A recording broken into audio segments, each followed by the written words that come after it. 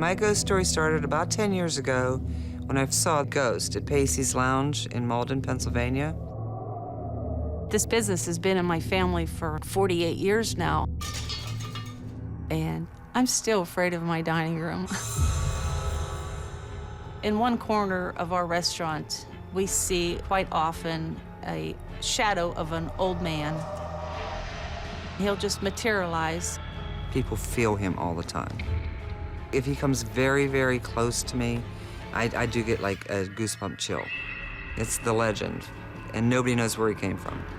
He's been there ever since my parents bought the buildings in 1962. Her building back in the 1820s was the stagecoach stop. The house I live in used to be the inn, and my restaurant is in what used to be the stables. I don't know what was back in that corner. Maybe back when it was a stable, something was there that he's drawn to right there.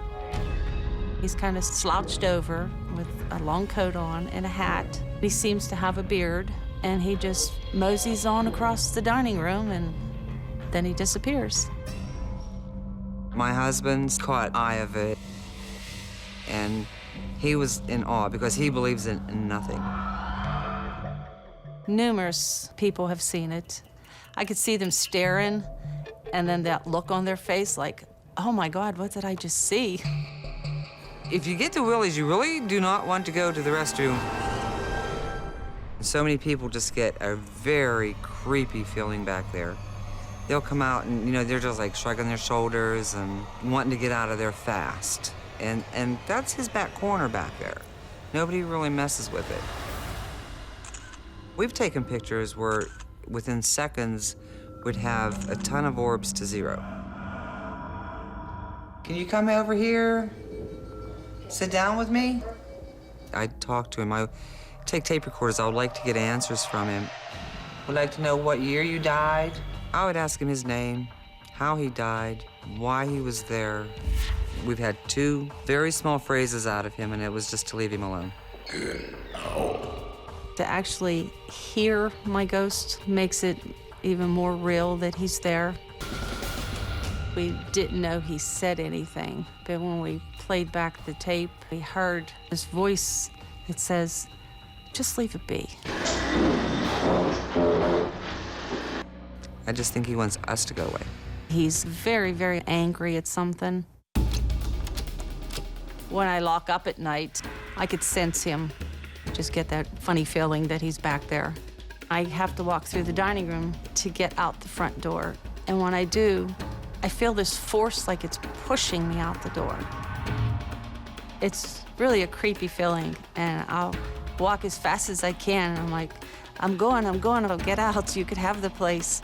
But I feel the push until I finally shut the door. And then I run home.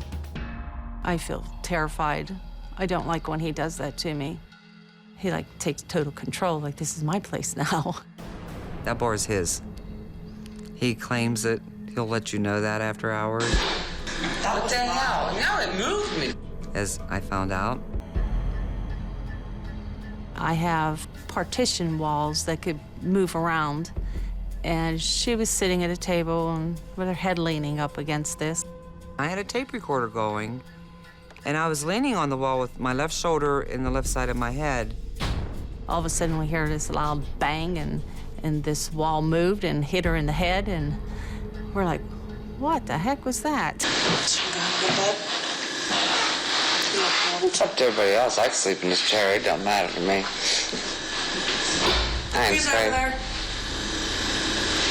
Did you hear that? It hit this wall. You did? No, it hit the wall. It moved me. It hit hard. It moved my head and shoulder off the wall. What the hell? No, it moved me. It hit this wall. I just really got slammed against that wall. I felt that. It definitely moved the wall with a lot of force, a lot of force. Nothing could have moved the wall that hard. No one else was in the room, no one. Even to hit with our hands, we couldn't make that sound, move that wall. It shocked me because he's never, ever, ever gotten physical before, never. And I know that's him. I'm haunted at home, too. The house that I live in was vacant for 45 years, and I decided to renovate it and move in. The more we worked in there, the more unusual activities began to happen. She definitely has some things going on there. You'll be in the house and you would hear your name being called, but there's nobody there. My children have experienced laying on the bed and feeling as though they were being crushed down into their bed. I really thought my children's imaginations were just going crazy.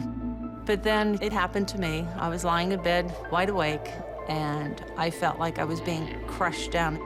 I couldn't move my legs, my arms, my head, nothing. Oh, that made me a believer. There was something else in the house with us. One of the owners of the house had children, Kizzy and Jim. Jim had come home from hunting one day with a rifle, and it was loaded, and laid it down on the table. Kizzy didn't want it to be there because she thought it'd be dangerous, and they argued. The rifle accidentally went off, shot Kizzy, and killed her. She's one of the ghosts that roams around the house. The house is huge. There's things for her to get into. Be a mischievous child. One morning, I was home all alone, so I lay down on the living room couch to take a nap, and I had this dream that something was pulling at my hair, and pulling really hard, and it woke me up. And when I woke up, I reached to grab the top of my head, and I felt a small child's hand. I don't think I'll ever forget what it felt like to try to release it from my hair. It hurt so bad. In my bookcase in my living room, there was always a beautiful smell on the shelf. With Kizzy, her sign of being there a lot is the scent of flowers. I was always told that the smell of flowers is the presence of a spirit. One time I actually did pick up a book from there, and when I put it back, the book smelled of the flowers, and so did my hand for a while. One night after dark, I was trying to capture anything on film. I had one camera facing the bookshelf where we smelled Kizzy. My niece was looking through the eyepiece, and she saw this orb rotate around the chair that was sitting in front of the bookshelf. Whoa! Oh my gosh. There's a big thing that just went across. Where? Like in front of the chair. The shape of the orb almost looks like a set of wings. When I first saw the film played back, I just thought, something really is in my house. One of my patrons looked into the history of the Taylor family, and she found that Kizzy was buried at the local cemetery a mile or so from my house. I go up there every now and then and pay my respects. I've been living in the house now for 16 years, and she made her presence known very strongly. I'm hoping that someday she just realizes that she needs to move on. She's going to stay there. You can't force them to go anywhere. You can ask them and you can help them, but you can't force them.